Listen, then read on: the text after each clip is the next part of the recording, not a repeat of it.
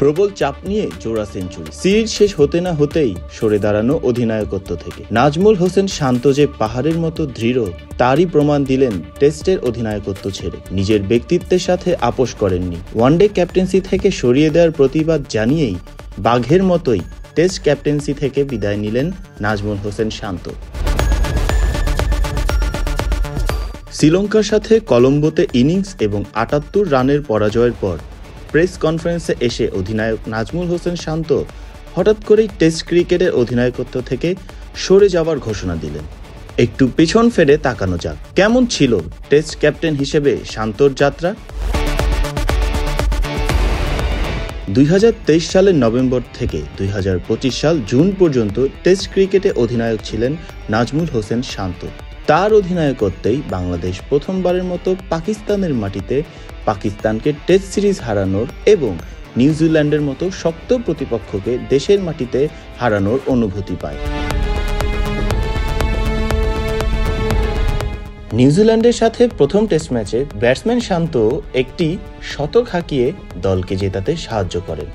তবে দুই শক্ত প্রতিপক্ষের সাথে ৪টি ম্যাচ জিতলেও হারের পাল্লাটা ছিল তার তুলনায় একটু বেশি।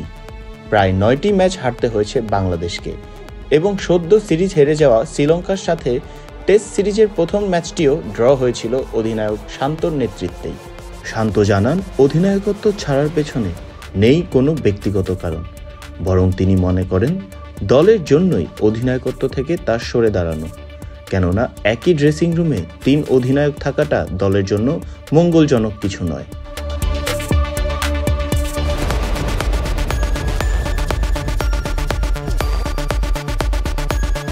ট্রোল হয়েছেন, থেমেছেন এবং উঠে দাঁড়িয়ে জবাব দিয়েছেন পারফরমেন্স দিয়ে।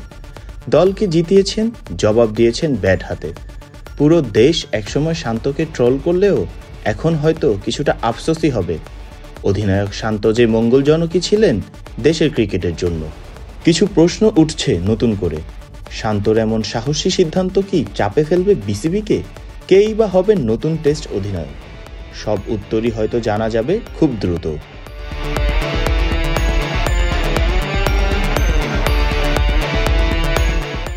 ফারদিন সকাল, বিডি ক্রিক টাইম।